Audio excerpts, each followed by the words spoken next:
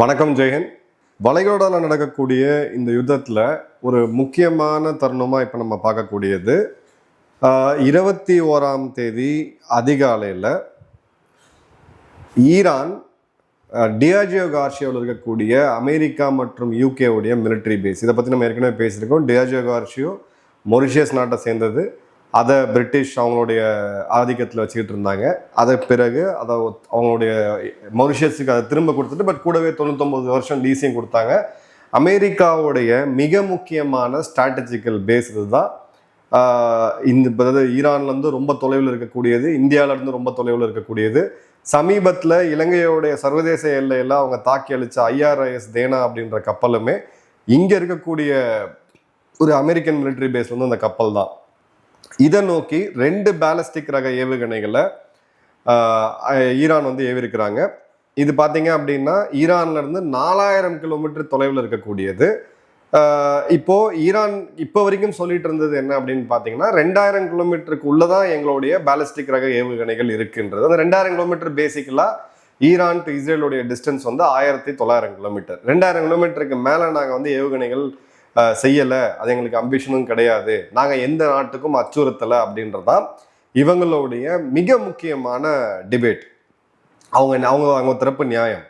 America ஒரு பக்கம் என்ன சொல்லிட்டு இருந்தாங்கன்னா, ஈரான் அமெரிக்காவை தாக்கிறதுக்கு ஏவுகணைகளை வளர்த்துக்கிட்டு இருக்காங்க. இப்போ இவங்களுடைய துல்சி கபாட் அவர்கள், அவங்களுடைய இன்டெலிஜென்ஸ் சீஃப், அவங்க இப்போ சமீபத்தில் பேசும்போது என்ன சொன்னாங்கன்னா, வடகொரியா, ஈரான் மற்றும் பாகிஸ்தான் 3 நாடுகளுமே அமெரிக்காவை குறி வச்சு, அமெரிக்காவுடைய ஹோம்லேண்டை குறி வச்சு அணு ஆயுதங்களை தயாரிச்சிட்டு இருக்காங்கன்னு சொல்லிட்டு நான் ஏற்கனவே சொன்னேன். ஈரான் இந்த கதையெல்லாம் முடிஞ்ச பிறகு அடுத்தது பாகிஸ்தான் கிட்ட தான் வருவாங்கன்ட்டு அதற்கான அடித்தளத்தை அவங்க ஏற்கனவே போட்டுட்டாங்க. அப்போ இவங்களுடைய ஃப்ரெண்ட்ஷிப் என்ன ஆச்சு? தன்னுடைய ஃபேவரட் ஃபீல்ட் மார்ஷலுக்கு அந்த நாட்டையே வந்து அமெரிக்கா தாக்குமா? அவங்களுக்கு ஈவு இறக்கம் அப்படின்றதெல்லாம் கிடையாது. பாகிஸ்தான் வந்து ஒரு டாய்லெட் பேப்பர் மாதிரி தான் யூஸ் பண்ணிட்டு தூக்கி போடுவாங்க. இப்போ அதற்கான நட்பு நாடுன்னு சொல்லக்கூடியவங்க, அவங்க நாட்டோடைய இன்டெலிஜென்ஸோடைய சீஃப், எல்லா FBI CIA எல்லாம் கையில் வச்சுட்டு இருக்கக்கூடிய ஒரு சர்வ வல்லமை படைத்த தலைவர் துல்சி கபாட் அவர்கள் பாகிஸ்தான்கிட்டந்தும் ஆபத்து வருது அப்படின்னு சொல்றாரு. இப்போ இந்த இடத்துல இவங்க பயன்படுத்திய மிசைல் அப்படின்னு பார்த்தீங்கன்னா, கரம்ஷார் 4 அப்படின்னு சொல்லக்கூடிய IR range, intermediate range ballistic ரக ஏவுகணைகள். இதோடைய அப்ராக்சிமேட் டிஸ்டன்ஸ் ரேஞ்சு பார்த்தீங்கன்னா 2000 கிலோமீட்டர்.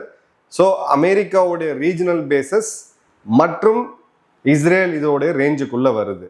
இது வந்து பார்த்தீங்க அப்படின்னு பார்த்தீங்கன்னா, அர்வந்த் ராக்கெட் என்ஜின் சொல்லக்கூடிய ஒரு இன்ஜினை, ஹைப்பர்காலிக் லிக்விட் ஃபியூயலை பயன்படுத்தக்கூடியது. இதோட லான்ச் ப்ரிப்பரேஷன், இதை எடுத்து உடனடியாக ஏவறதுக்கு 15 நிமிஷத்துக்கு கீழே தான் ஆகும். ஹைப்பர்சானிக் வேகத்தில் போகக்கூடியது.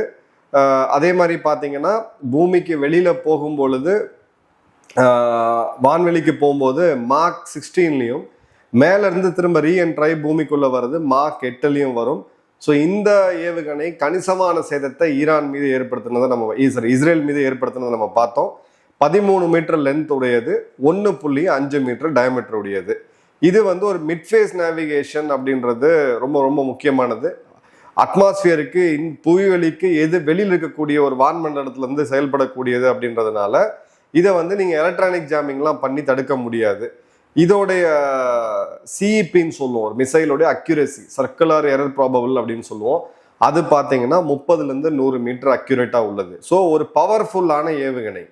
ஆனால் எல்லாரும் கவனிக்க வேண்டிய விஷயம் என்ன அப்படின்னு பார்த்தீங்கன்னா, இப்போ இவங்களுடைய மிசைல் ஷீல்டு எடுத்தோம் அப்படின்னு பார்த்தீங்கன்னா, Fateh 110 300 kilometre, Shahab 300 kilometre, Fateh 313 500 kilometre, Shahab 2 500 kilometre, Zulfiqar 700 kilometre, Qiam 1 800 kilometre, Shahab 3 2000 kilometre, Khorramshahr 2000 kilometre, Khorramshahr 4 வந்து 2000 கிலோமீட்டர். பட் எடையை அதிகமாக எடுத்து சொல்லக்கூடிய 1.5 டன் அளவுக்கு எடையை எடுத்து சொல்லக்கூடியது.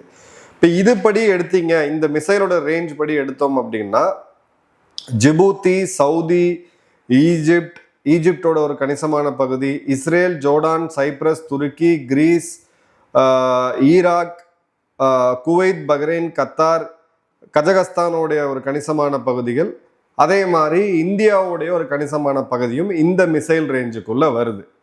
இப்போ இந்த ஏவுகணைய இந்த நேரத்தில் ஏவுகிறது, அதாவது டார்கெட் வந்து 4000 கிலோமீட்டர் தள்ளி இருக்கு டியாஜியோ கார்ஷியோ. இந்த மிசைலோட அதிகபட்ச தூரமே அப்படின்னு பார்த்தீங்கன்னா 2000 கிலோமீட்டர் தான். இது நாள் வரைக்கும் அவங்க சொல்லிட்டு இருந்தது இதை தாண்டி எங்ககிட்ட தூரம் போகக்கூடிய ஏவுகணை இல்லை அப்படின்றது. இதற்கு நேரெதிரான வாதத்தை வச்சுக்கிட்டு இருந்தது இஸ்ரேல்.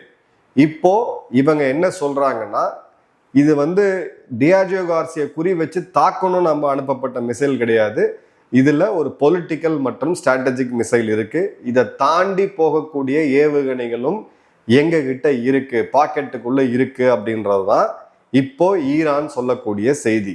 ஸோ இப்போ இது டைனமிக்ஸை மாத்துது. அப்போ ஈரான் இஸ்ரேல் சொன்ன குற்றச்சாட்டும் அமெரிக்கா சொன்ன குற்றச்சாட்டும் இப்போ பார்த்தீங்க அப்படின்னா கிட்டத்தட்ட அவங்க நிரூபணப்படுத்துறாங்க. இப்போவும் அந்த மிசைலோடைய ரேஞ்ச் என்னன்னு அவங்க டிக்ளேர் பண்ணலை. இப்போ பார்த்தீங்க அப்படின்னா வால் ஸ்ட்ரீட் ஜெர்னலோட படி இந்த 2 ஏவுகணைகள் அமெரிக்கா மற்றும் அது யூரோப்போடைய கூட்டு இராணுவ முகாம், பட் பேசிக்கலாக பார்த்தீங்கன்னா யூஎஸோட தான். இது ஒரு சிம்பாலிக் அவுட் போஸ்ட் கிடையாது. இந்தியன் ஓஷன் ரீஜனில் இந்து மகா சமுதிரத்தில் ஒரு மிகப்பெரிய ஒரு தீவு, ஒரு பெரிய ரன்வேவை கொண்டது, பெரிய ஃபியூவல் ஸ்டோரேஜை கொண்டது, ரேடார் ஃபெசிலிட்டிஸ் இருக்குது, டீப் வாட்டர் போர்ட் இருக்குது. அதாவது நாளைக்கு உலகம் முழுக்க நடத்தப்படக்கூடிய தாக்குதல்களில் யுத்தங்களில் மிக முக்கியமாக தாக்கி அழிக்கவே முடியாத ஒரு மிலிட்ரி பேஸ் தான் இந்த இடம். இந்த இடத்துல இவங்க அமெரிக்காவுடைய பேஸை இவங்க குறி வச்சிருக்காங்க. ஆனால் அது பாதி தூரம் தான் போயிருக்கு. ஒரு மிசைல் அது ஃபால்ட்ல கீழே விழுந்திருக்கு.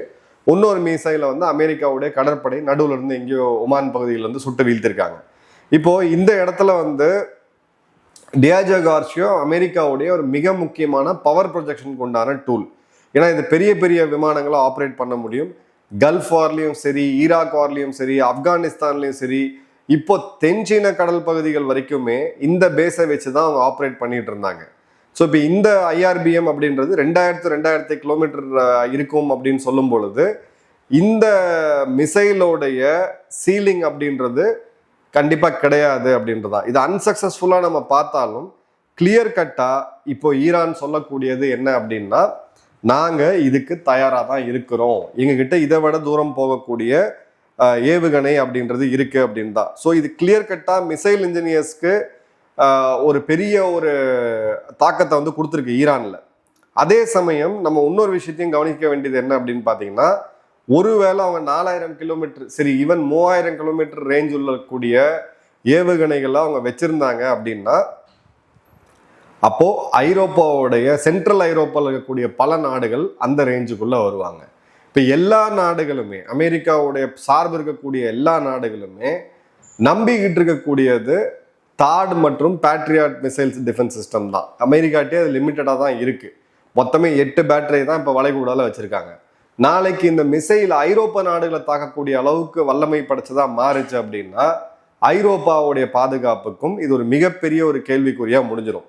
ஸோ இந்த இடத்துல ஒரு பெரிய ரீஜனல் த்ரெட்டா, ஏன்னா இந்த ஏவுகணை இப்படிதான் செயல்படும் அப்படின்னு சொல்லி யூகிச்சது இல்லை, அப்படி செயல்படாது, பேட்ரியாட் தடுத்துரும் சொல்லதெல்லாம் வேற.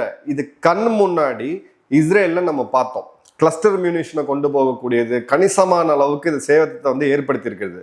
அந்த வீடியோ இன்டர்நெட்ல சமூக வலைத்தளங்கள்ல போயிருக்கு அப்படின்றத பார்க்குறோம். ஸோ இந்த நேரத்தில் இந்த மிசைல் அப்படின்றது நாளைக்கு ஐரோப்பாவை தாக்கக்கூடிய அளவுக்கு போகும் அப்படின்ற போது ஒரு ரீஜனல் பவரா ஈரான் மிகப்பெரிய ஒரு இடத்துல வறந்து நிற்கிறாங்க அப்படின்றத பார்க்குறோம்.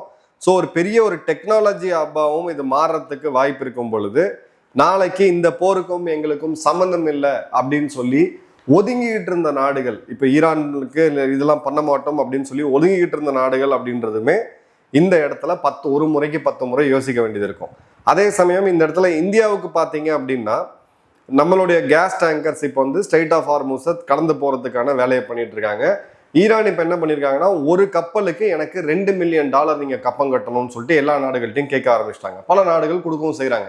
ஏன்னா கேஸ் தட்டுப்பாடு, பெட்ரோல் டீசல் தட்டுப்பாடு இருக்கும்போது இந்த இடத்துல ஒரு கப்பம் வசூலிக்கக்கூடிய ஒரு மாஃபியாவா இன்னைக்கு ஈரான் மாறக்கூடியதையும் பார்க்குறோம். ஏன்னா அவங்க மேலேயும் சொல்லி தப்பு கிடையாது, அவங்களுக்கு இந்த போரை கண்டினியூ பண்ணணும், அந்த ஏரியாவுடைய பேசேஜ் ரொம்ப ரொம்ப முக்கியம் உலக நாடுகளுக்கு, அந்த நாடுகளுடைய கம்பல்ஷனை தங்களுடைய வார் ஃபண்டிங்க்கு அவங்க பயன்படுத்துறாங்க அப்படின்றத பார்க்குறோம். ஸோ இப்போ ஈரானோடைய பவர் ப்ரொஜெக்ஷன் அப்படின்றது இந்த போருக்கு முன்னாடி கணிசமான அளவுக்கு கம்மியாக இருந்துச்சு. இப்போ ஸ்ட்ரெயிட் ஆஃப் ஹார்மூஸ்ல ஆரம்பிச்சு, அதாவது இஸ்ரேல் மற்றும் 9 அரபு நாடுகள் மேல அவங்களுடைய தாக்குதல் அப்படின்றது நடந்திருக்கு. துருக்கியை ரொம்ப வருடம் கழிச்சு முதல் முறையா தாக்கியிருக்கிறாங்க. அமெரிக்காவுடைய விமானத்தை வந்து தாக்கியிருக்காங்க. அமெரிக்காவுடைய போர்க்கப்பலை தாக்கியிருக்காங்க. இப்போ டியாஜோ கார்ஷியோவை 4000 கிலோமீட்டர் தள்ளி இருக்கக்கூடிய ஒரு பேஸை சிம்பாலிக்கா தாக்குறாங்க. அப்படின்ற போது இந்த இடத்துல அவங்களுடைய பவர் ப்ரொஜெக்ஷன் அப்படின்றது சிவியரா இருக்கு. இப்போ அமெரிக்கா இதை கடந்து செல்ல முடியுமா அப்படின்னா கண்டிப்பா முடியாது. அவங்க என்ன சொன்னாங்களோ, எதை சொல்லி நியாயப்படுத்தினாங்களோ ஈரானுடைய தாக்குதல்ல, அது பார்த்தீங்க அப்படின்னா இப்போ ஈரானே கிட்டத்தட்ட உறுதி செய்கிறாங்க. இப்போ இதுக்கு கவுண்டர் நடவடிக்கை என்ன இருக்கணும் அப்படின்றத நம்ம தெளிவாக பார்க்கணும். இன்னொரு விஷயம், சைனாவும் இந்த மாதிரியான ஏவுகணைகளை ஈரானுக்கு கொடுக்கறதுக்கான வாய்ப்புகளும் அதிகமாக இருக்கு.